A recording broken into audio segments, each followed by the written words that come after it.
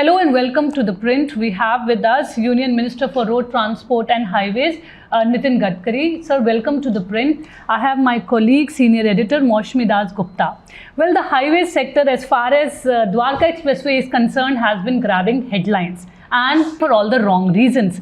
The CAG, in its report, which was tabled recently, had pointed out cost escalation, that 1 kilometer of road cost around 250 crore as against the CCA approved 18 crore. So what exactly happened? The ministry had later clarified that there was some response that should have gone to the CAG. There was some delay in that, which led to the confusion. We have with us the minister who will explain, sir, what exactly happened. What is this cost escalation that is being talked about, and why is the opposition asking for a probe in the matter? Particularly when the Bharatmala proposal was submitted to the cabinet, in the cabinet there was written that 5,000 kilometer with the cost of 91,000 crore for 2-lane road, conversion of 2-lane road into 4-lane road, and that cost coming to 18 crore rupees per kilometer. And there was a note, I will give the document, and in that note it was written that after the DPR, then we can finalize the cost of ring road and the bridges also, because that is not included in it. Now the Dwarka Express Highway is actually of 29 km as a per lengthwise is concerned. But when lane-wise you concern, it comes to 563 kilometers. Actually, the first package of 1,514 crore, that is below 11%, that is 76 km lane was there. Package 2, that 4 bidder was there. The cost was 1,469 crore and the awarded cost was 1,540 crore, that above 4.83% above, that is 145 1-lane kilometer. Then package 3, 12 bidders were there. Cost was 1,780. It is below minus 25.12% and the lane was 223 km. Package 4, it is again the minus 13.73 quoted and the kilometer was single lane 119. So total kilometer lane is coming 563 kilometer. So as far as what CAG has written already, so it comes 2-lane means 231.5 kilometer. So 231.5 kilometer multiplied by 9.35 crore per kilometer the cost is coming. And the estimated cost which CAG was telling was written, that is 18 crore. It is one and the same thing. But this is not a common road. In this particular elevated portion is total 192 lane kilometer elevated. Then at grade flexible, that is 266 kilometer lane kilometer. Single lane. Underpass, that is 33 lane kilometer underpass. Tunnel, that is 31 kilometer lane kilometer tunnel. There is a complete underground tunnel from Shivamurti, and there is higher side, there is a road also of 8 lane. So there is a 16 lane road and service road, it come to 22 lane. And the tunnel directly going to T3 and one tunnel crossing to going to road, this Gurgaon road, going to Vasant Vihar.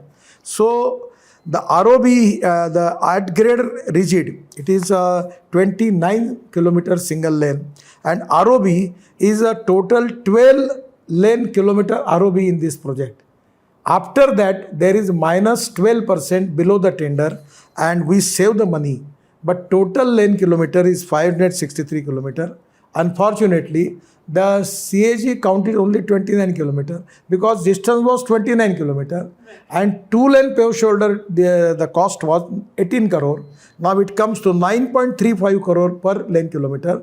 That is in place of 9 crore, it comes 9.35. But tunnels are there, ROBs are there. These are the technical. It is a state-of-art project. First time in India on a single pier, there is an 8-lane road is there. But sir, why did it happen? Wasn't there adequate communication from the ministry? Because when the CAG conducted their audit, there was one mistake from our side. When there was a discussion with the CAG, our officers explained the things. Right. And they presume that now they are convinced. Said don't give the reply in return. and that was the lacuna from our side. And after that, now we have given the explanation to everybody. And I am telling you, from last 9.5 years, we have just given in my all departments, water resources, MSME, shipping, ports, and Bharatmala, Sagarmala. It comes to approximately 50 lakhs crore. There is not a single charge of corruption. We are transparent, time-bound, result-oriented, and corruption-free. It's a technical problem which is raised by the CAG, and that was the approval from the cabinet for the program. It is not for project to project estimated cost. Individual one. It was a program approval, and it was written there that after approval of the program, we will take the all estimate, and with the DPR, we will complete that. So you're saying that you actually saved 12% of the cost? Actually, the cost of the project was 5,977 crore. That was the tender cost. And we have awarded with 5,269 crore, 12% saving. And approximate saving is coming up to of 700 crore is saving in this project.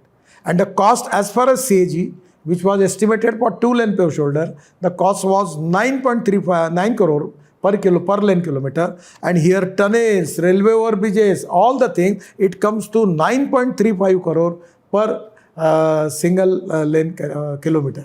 So this is the statistic. Anyone can come and he can verify. There is no problem about it. Sir, recently we have seen that, in Himachal Pradesh and Uttarakhand, there was massive floods, and lot of the highways constructed by NHAI got damaged. Especially many of the recently constructed highways also got damaged. So has the ministry assessed the damage there and also tried to look into why, so many recently constructed highways got damaged? Was it because of poor construction, and how much loss has happened because of that? Actually, मुझे हिमाचल प्रदेश जाने का मौका मिला. मैं थोड़ा geology, mineralogy, क्रिस्टोग्राफी भी थोड़ी बहुत जानता हूँ. हिमालय में रॉकी नहीं है. हमारे यहाँ महाराष्ट्र में जैसे डेक्कन जो है, ये है पूरा पठार, वो ब्लैक रॉक है. हिमालय मिट्टी है और उसमें पत्थर है. तो ये जो रॉक्स है, इसमें एक मोहा स्केल ऑफ हार्डनेस है. Talc, gypsum, calcite, apatite, orthoclase, quartz, corundum, diamond. It is to be the hardest material. और ये जो पूरा मटेरियल है, ये पूरा लगभग इतना है कि मिट्टी जैसा है. बादल फटता है, बाढ़ आती है, रिवर डायरेक्शन बदल देती है. 40 तो बसेस बह गई, 30 वॉल्वो बसेस बह गई, कार बह गई, बिल्डिंगें बह गई. ये पहली बार इतना बड़ा बरसात आई है, इतना बड़ा नुकसान हुआ है. तो रोड भी डैमेज हुए. दूसरी बात क्या हुआ, जैसे आप मनाली टू कुल्लू जाएगी, इधर हिमालय, इधर हिमालय. इधर हमने ये पुराना रोड, ये नया रोड बनाया, और इधर पूरा हिमालय है. उसके बाद में गांव है हमारे रोड के बाजू में. गांव के बाद रिवर है, और रिवर के बाद फिर गांव है, और गांव के बाद फिर हिमालय. रोड है और रोड के बाद हिमालय है. तो ये एक्चुअली ऐसी सिचुएशन है कि इसका कोई ऑप्शन नहीं है. पर मैं मानता हूँ कि मैंने चीफ मिनिस्टर को एक सलाह दी, उनने एक्सेप्ट की. मैंने इन्वायरमेंट मिनिस्ट्री भी चर्चा की कि हम 3 मीटर नीचे में ट्रेजिंग करें, और एक 40 मीटर का एक पूरा लेन तैयार करके पानी के लिए जगह करें, और जो पत्थर निकलेगा वो हमारे स्टील की वायर में डालकर उसकी दीवारें 3-3 मीटर दोनों बाजू बनाएं, ताकि पानी गांव में नहीं घुसेगा और नदी अपना पात्र नहीं बदलेगी. मैंने खुद आंखों से देखा, इतने बड़े प्रमाण पर, आपको भी वीडियो देखोगी, नदी इधर भागती है और इधर डैश करके इधर जाके रिबाउंड होती है. तो इतना नुकसान हुआ है. और ऐसे सिचुएशन में टेक्नोलॉजी में भी काफ़ी बदलाव करना पड़ेगा. ये बहुत बड़ा संकट है. और एक बात ज़रूर है कि हमने भी स्विट्ज़रलैंड से कुछ एक्सपर्ट बुलाए, मैंने उनसे प्रेजेंटेशन लिया, और स्विट्ज़रलैंड की भी जो एक प्रकार की जो लैंड और जो माउंटेन है वो हिमालय जैसे ही है. तो उन्हीं के आधार पर हम कुछ नए मेजर्स लेने की कोशिश कर रहे हैं. पर इस समय इतना बड़ा प्रकोप था, बादल फटे, बाढ़ आई, बरसात हुई, इट इज़ बियॉन्ड कंट्रोल. ये एक नेचुरल कैलेमिटीज़ है, क्लाइमेट चेंज भी का प्रॉब्लम है, पर इस रियली बहुत नुकसान हुआ है. मैंने खुद आंखों से देखा है. Sir, environmentalists and road sector experts are also saying that the cutting of the hill for construction of highway is to be blamed for this. So how do you see it? देखो, आप दोनों बाजू से बोलते हो. लोग पहाड़ पर रहते तो रोड बनाने चाहिए. आप मनाली गई हो और कुल्लू से मनाली एयरपोर्ट से देखा है, दोनों बाजू पहाड़ है, तो मैं क्या आसमान से रोड बना सकता हूँ? अगर मुझे अच्छा टूरिस्ट जा रहे, लाखों करोड़ों लोग जा रहे, 50,000 गाड़ियाँ अटकी हुई थी, अब उनके लिए रोड नहीं बनाने पड़ेंगे तो कैसे होगा? अगर टूरिज्म नहीं बढ़ेगा तो लोगों की उपजीविका का साधन क्या है? एक्सेसिबिलिटी तो जरूरी ऐसा है। है, ethics, economy, ecology and environment, विकास भी होना चाहिए और इकोलॉजी एंड एनवायरनमेंट को भी प्रोटेक्ट करना चाहिए। और इसीलिए मैंने जो सोल्यूशन दिया वो चीफ मिनिस्टर को दिया, मैं फ्री ऑफ चार्ज ये काम करने के लिए तैयार हूँ और वही मटेरियल मैं रोड में यूज़ करूँगा।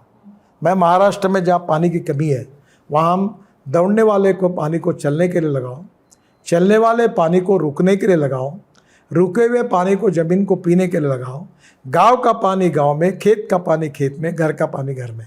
हम इस पे काम कर रहे हैं तो उससे वाटर कंजर्वेशन बढ़ा। 1 घंटे कुएँ का पानी चलता था, 24 घंटे चलने लगा। लोगों ने सोलर पंप लगाए, किसान आत्महत्या कर, 10,000 किसानों ने आत्महत्या की। अब पानी के कारण उनका जीवन समृद्ध बना है। हमको इकोलॉजी एंड इन्वायरमेंट को भी प्रोटेक्ट करना पड़ेगा। और देखो, हम लोग परली से बायो बिटुमिन यूज़ कर रहे हैं। हम दिल्ली के और अहमदाबाद के कचरे को 30-30 लाख टन, ये UR2 और अहमदाबाद डोलोरो प्रोजेक्ट में 30-30 लाख टन कचरा डाल दिया। हमने रबर के टायर इंपोर्ट कर रहे हैं, वेस्ट टायर, उससे रबर निकाल के बिटुमिन में 15% डाल रहे हैं, प्लास्टिक 7% डाल रहे हैं। बाम्बू का हमने क्रैश बैरियर बनाया। हमने करीब 67,000 पेड़ को ट्रांसप्लांट किया।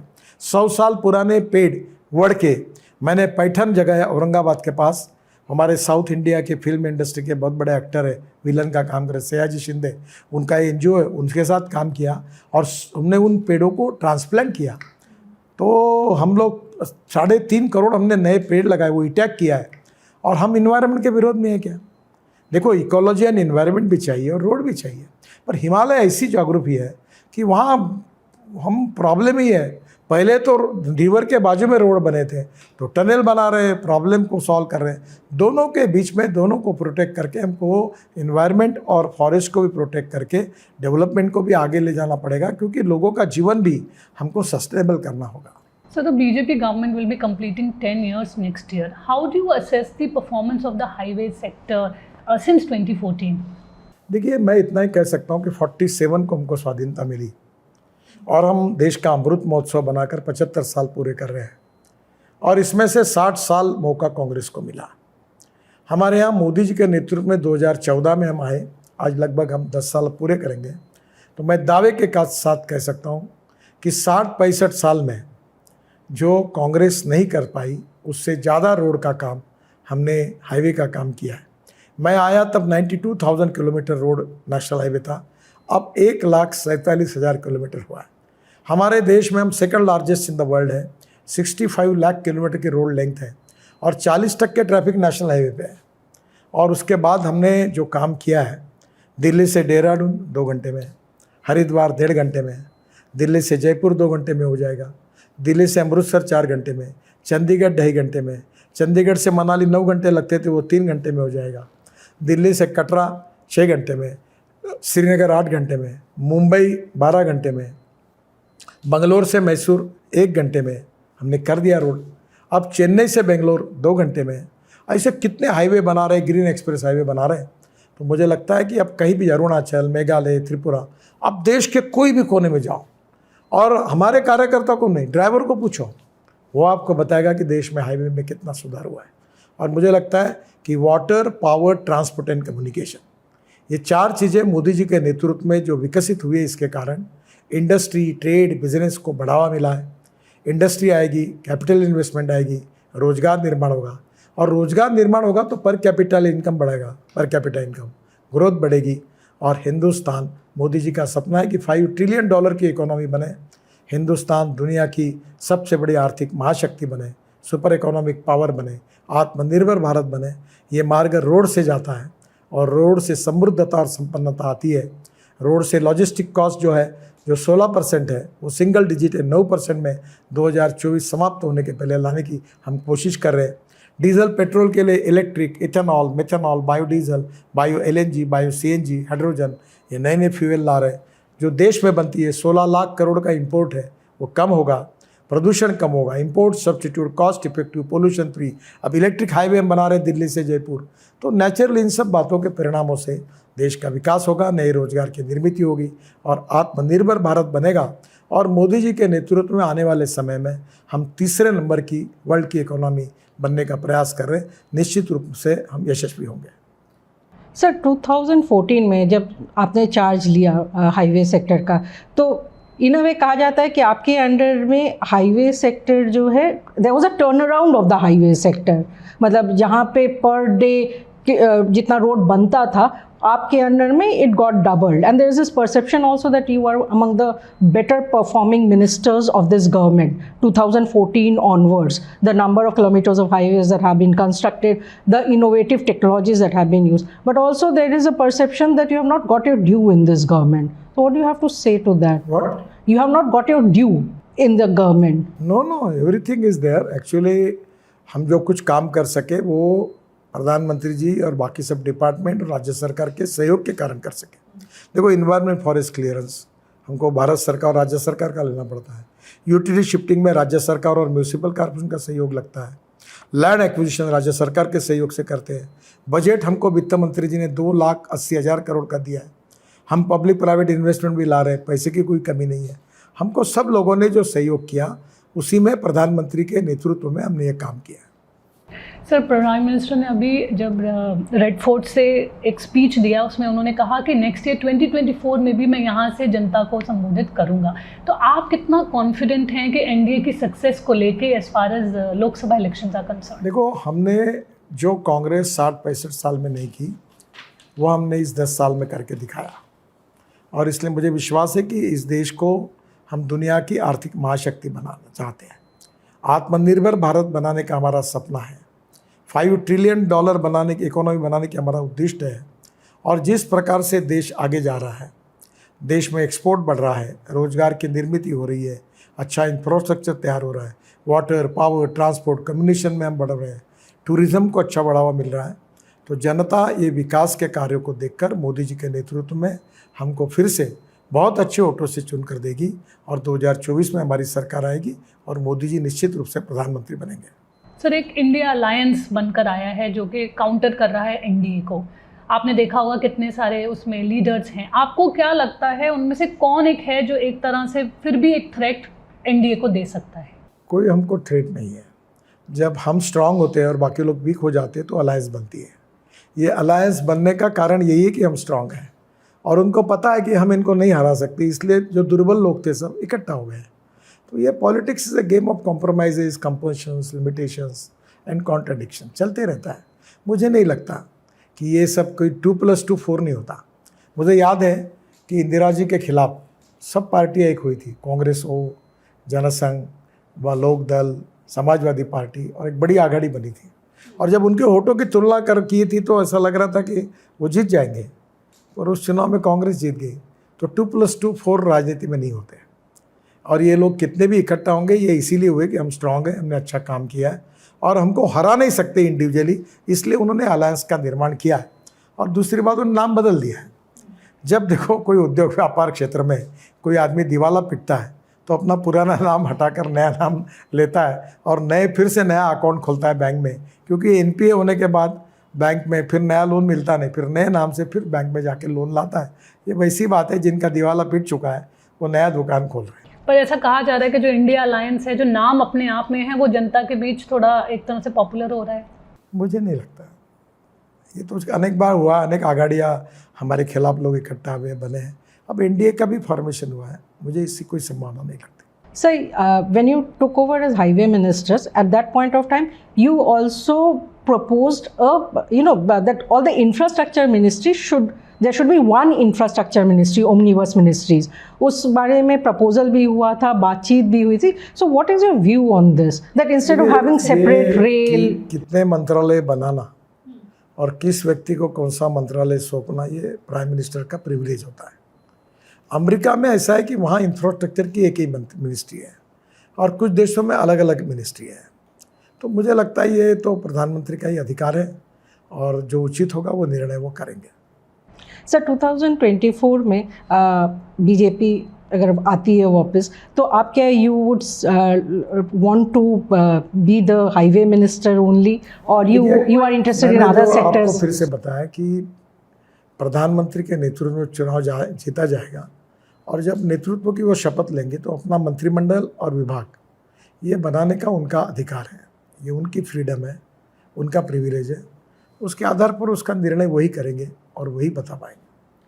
सर 2014 का अगर हम इलेक्शन देखें तो एक मोदी जी की पॉपुलैरिटी के बारे में था। उसके बाद 2019 में हमने देखा बालाकोट स्ट्राइक आया, उसके बाद जिस तरह का गवर्नेंस आप लोगों ने दिया वो आप लोगों का पोल प्लान था। अगर हम 2024 की बात करें तो क्या एक सेंट्रल थीम होगी, क्या लेकर आप जनता के पास जाएंगे? देखिए, politics of 21st century is the politics of development and progress. Hindustan ने 75 साल के इतिहास में जो विकास होना चाहिए था वो नहीं हो पाया। कांग्रेस पार्टी ने बहुत सी बातें की पर वो नहीं हो, गरीबी हटाओ की बात भी नहीं हो पाया। आज पहली बार नीति आयोग ने बताया कि गरीबी रेखा के ऊपर कितने लोग आ गए। तो यह देश बदल रहा है, देश का विकास हो रहा है, रेलवे बदल रही है, हवाई एयरपोर्ट दुगने हो गए हैं, रेलवे स्टेशन बन रहे हैं, नॉर्थ ईस्ट में पूरी रेलवे पहुंच गई है, रोड नेटवर्क बढ़ा है, हम अब वाटरवेज बना रहे हैं, हमारे यहाँ इंडस्ट्री बढ़ रही है, हमारा एक्सपोर्ट बढ़ रहा है। अभी हमारे ऑटोमोबाइल इंडस्ट्री हम जब आए तो 4.5 लाख करोड़ की थी, आज 12.5 लाख करोड़ की हो गई है। हमारा नंबर 7वां था, अब तीसरा आया, हमने जापान को पीछे डालकर हम तीसरे नंबर पर है। पहले नंबर पर चाइना, दूसरे नंबर पर अमेरिका, तीसरे नंबर पर हम आ गए, जापान चौथे नंबर पर गया। तो हमारा प्रोग्रेस हो रहा है, हमारी फार्मास्यूटिकल इंडस्ट्री में बदल हो रहा है, इरिगेशन सिंचाई बढ़ रही है। तो बहुत सी चीज़ें ऐसी है कि हमारी सरकार ने वो करके दिखाया। उसी के आधार पर लोग हमको सपोर्ट करेंगे और मोदी जी के नेतृत्व में हम जीत के आएंगे। सर, आप फ्लेक्सी फ्यूल की बात करते हैं, इथेनॉल की बात करते हैं, and in fact you are one of the ministers who have brought in lot of these innovative technologies in the infrastructure sector. So, इसका अभी क्या status है? How do you see the future as we go forward? As far as देखिए, मैं 2004 से बोल रहा हूँ, तब लोग मुझे विश्वास नहीं बैठता था। आज देखो इकोनॉमी बदल गई, इथेनॉल आ गया। और कल मैं टोयोटो की जो ये इनोवा गाड़ी है वो 100% बायो इथेनॉल पर लॉन्च कर रहा हूँ, जिसमें 40% बिजली तैयार होगी और एवरेज के हिसाब से कॉस्ट आएगी 20 रुपये पेट्रोल का रेट आएगा, उस हिसाब से आएगी। तो ये बहुत बड़ा चेंज है। दूसरा, इथेनॉल किसान बनाते हैं, diversification of agriculture towards energy and power sector. तो आज हमारा किसान अन्नदाता है, अब वो ऊर्जादाता बनेगा, वो विटामिन दाता बनेगा। तो हमारे किसानों का, गाँव गरीब मजदूर किसान का कितना भला होगा। और 16 लाख करोड़ का हमारा इम्पोर्ट है फॉसिल फ्यूल का। कितना प्रदूषण होता है दिल्ली में, कितनी बीमारियाँ इसके कारण। हम रोड ट्रांसपोर्ट का 40% एयर पोल्यूशन में कंट्रीब्यूशन है।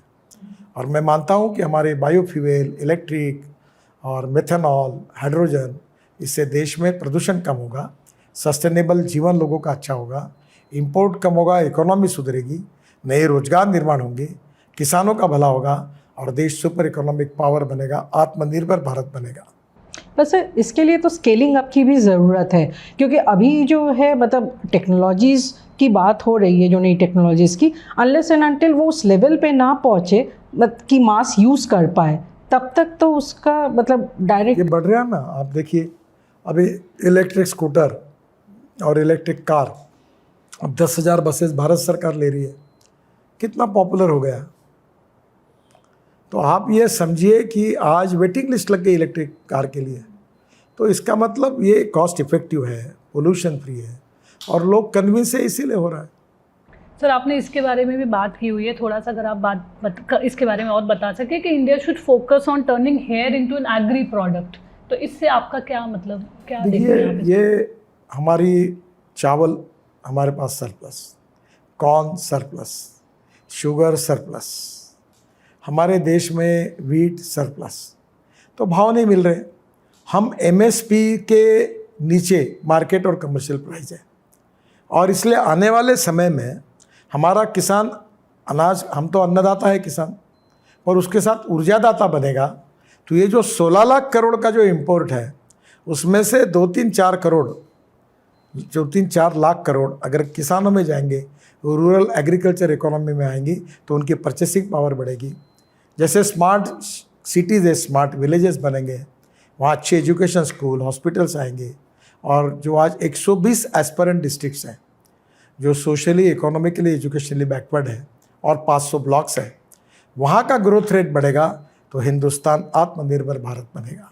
और इसलिए गांव, गरीब, मजदूर, किसान का कल्याण करते हुए जो पंडित दीनदयाल उपाध्याय जी का सामाजिक आर्थिक चिंतन था अंत्योदय, कि समाज के जो शोषित है, पीड़ित है, दलित है, जो सामाजिक, आर्थिक, शैक्षणिक रूप से पिछड़े हुए हैं, जिनके पास रहने के लिए मकान नहीं, खाने के लिए रोटी नहीं, शरीर पर कपड़ा नहीं है, उनके लिए हम काम करें। और जिस दिन उनको रोटी, कपड़ा, मकान मिलेगा उस दिन हमारा कार्य पूरा होगा।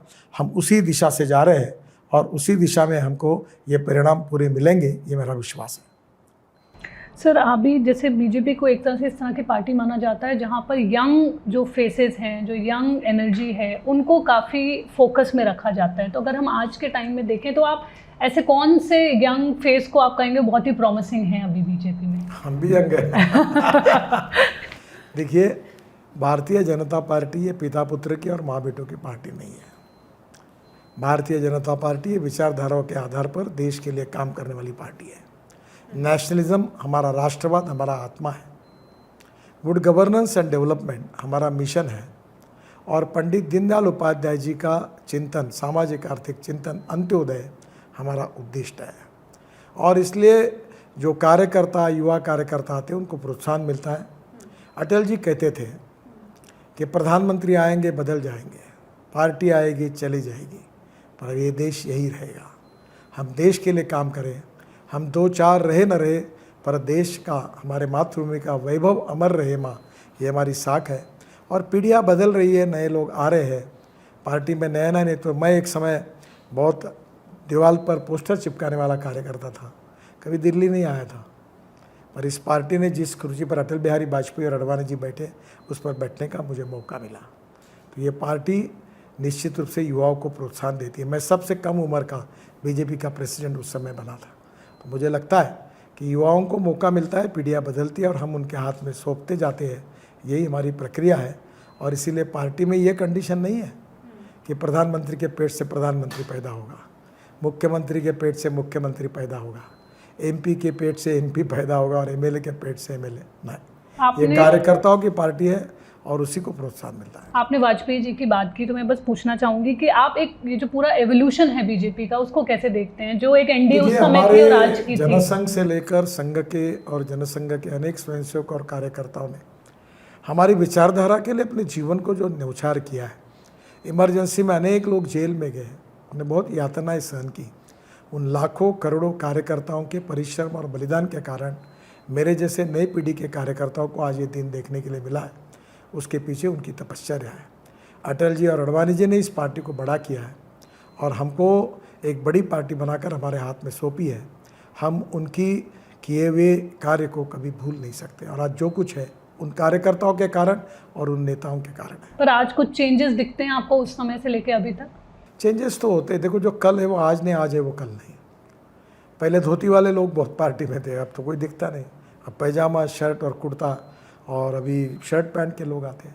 ये पार्टी युवाओं की पार्टी है, तो नेचुरली बदल तो होता ही है, और बदल होना ये नेचर का नियम होता है, और बदलते परिस्थिति में सब होता है। पर एक बात बहुत महत्वपूर्ण है, आपको याद होगा संविधान की एक केस सुप्रीम कोर्ट में चली थी। तब सुप्रीम कोर्ट में एक जजमेंट आया था केशवानंद भारती केस में, और वो जजमेंट ये था कि salient features of the constitution can not be change. उसी प्रकार से भारतीय जनता पार्टी का विचार, राष्ट्रवाद, good governance and development, positive धर्मनिरपेक्षता, सर्वधर्म समभाव और सामाजिक आर्थिक चिंतन, अंत्योदय, ये हमारा कैरेक्टर है, ये कभी बदलेगा नहीं। उसी के आधार पर पीढ़ियाँ आएगी, लोग आएंगे, नेता आएंगे, बदल जाएंगे, पार्टी में नए नए नेता आएंगे, पुराने नेता निवृत्त होंगे, पर विचार वही रहेगा जो राष्ट्र के पुनर्निर्माण का, इस मातृभूमि के लिए अपने जीवन को नौचार करने का इतिहास है। वही इतिहास आगे लेकर पीढ़ियों से पीढ़ी इस राष्ट्र को दुनिया की महाशक्ति बनाना, विश्वगुरु बनाना, दुनिया की ताकत बनाना, यही सपना है। सपना बदलने वाले लोग बदलते रहेंगे, पीढ़ियाँ बदलती रहेगी, पर एक दिन ये सपना पूरा होगा और we will be number 1 in the world. Sir, PM आज काफ़ी बात करते हैं फंडामेंटल ड्यूटीज़ की, सो आपका क्या मानना है इस बारे में? How do you see it? नहीं, ये बिल्कुल सही कहते हैं, जितना कार्य महत्व का है उतना कर्तव्य भी महत्व का है, और संविधान में जितना स्वातंत्र्य मिला उतना कर्तव्य भी है। हम भारत के नागरिक हैं, हमारे मूलभूत अधिकार है, फंडामेंटल राइट्स हैं, पर हमारे कुछ कर्तव्य भी है। अधिकारों की भी रक्षा होनी चाहिए और कर्तव्यों का पालन होना चाहिए, यही लोकतंत्र का भावार्थ है। और इसी के आधार पर come together, thinks together and works together, हमारा ये 4 पिलर पर हमारा लोकतंत्र खड़ा है। पहला पिलर है जुडिशरी, दूसरा पिलर है एग्जीक्यूटिव विंग, तीसरा पिलर है मीडिया और चौथा पिलर है लेजिस्लेटिव विंग। और चारों के आधार पर लोकतंत्र वर्ल्ड की सबसे बड़ी डेमोक्रेसी है, और उसके साथ हमारे विचारों को लेकर हम आगे जाएंगे। जनता की अदालत में जिसको बहुमत मिलेगा वो सरकार बनाएगी, और नहीं बनेगा तो विपक्ष में लोकतंत्र में अपने कर्तव्यों का पालन करेंगे। यही प्रथा और परंपरा के आदर्शों पर भारतीय जनता पार्टी चलती आई है और आगे भी चलेगी। सर, सबकी कोई एक विश लिस्ट होती है। अगर हम हाईवेज की बात करें, क्या ऐसी एक चीज़ है जो आपको लगता है आप अभी भी करना चाहेंगे जो अभी नहीं हो पाई है इस सेक्टर में? देखिए, हम रोड एक्सीडेंट से बहुत दुखी है। 5 लाख एक्सीडेंट होते हैं, 1.5 लाख मौतें होती है, और मरने वाले लोगों में 18 से 34 वयोगट के 60% है। रोड इंजीनियरिंग और ऑटोमोबाइल इंजीनियरिंग में बहुत सुधार किया है। अब उसके साथ साथ इन्फोर्समेंट, अब नया मोटर सेफ्टी कानून भी लाया। अब है इमरजेंसी, यानी मदद करने के लिए एम्बुलेंस, हॉस्पिटल, उसकी भी योजना कर रहे हैं, पर ये वक्त ही ना है। सबसे इम्पॉर्टेंट है एजुकेशन, ह्यूमन बिहेवियर को बदलना। जैसे हम रॉन्ग साइड नहीं जाएंगे, हम मोबाइल पर कान पर लगाकर स्कूटर और कार नहीं चलाएंगे, रेड सिग्नल होगा तो रुक जाएंगे, सेफ्टी और रूल्स ऑफ द रोड का पालन करेंगे। ये जब तक ह्यूमन बिहेवियर नहीं बदलेगा तब तक ये नहीं हो पाएगा। हम रोड अच्छे बना रहे हैं, पर हिंदुस्तान के लोगों का mind setup, behaviour, human behaviour बदलने की भी कोशिश कर रहे हैं। इसमें हमको जितनी सफलता मिलनी चाहिए उतनी नहीं मिली है। आगे और मिलाने की मीडिया के साथ, एजुकेशन इंस्टीट्यूट के साथ, NGOs के साथ, सामाजिक संगठनों के साथ और स्कूल के साथ सबका सहयोग लेकर इसको बदलने की हम कोशिश कर रहे हैं। आप सबकी शुभकामनाओं के साथ निश्चित रूप से यश मिलेगा। सर, एक आखिरी प्रश्न, अभी इलेक्शंस होने वाले हैं, असेंबली इलेक्शंस होने वाले हैं, राजस्थान हो गया, छत्तीसगढ़ हो गया, मध्य प्रदेश, मिजोरम। आप कैसे देखते हैं बीजेपी की तैयारियों को देख के? छत्तीसगढ़ में बीजेपी की सरकार नहीं है, राजस्थान में बीजेपी की सरकार नहीं है, मध्य प्रदेश में कहा जा रहा है काफ़ी एंटी इनकम्बेंसी है, तो आपको क्या लगता है किस तरह से आप इसको देखते हैं? तीनों राज्यों में हमको अभूतपूर्व सफलता मिलेगी और मोदी जी के नेतृत्व में फिर से भाजपा की सरकार आएगी, इससे मुझे पूरा विश्वास है। और जनता अपने विकास के लिए बीजेपी को ही चुन कर देगी। Thank you so much for joining us, sir. This is Neelam Pandey and Maushmi Das Gupta for The Print.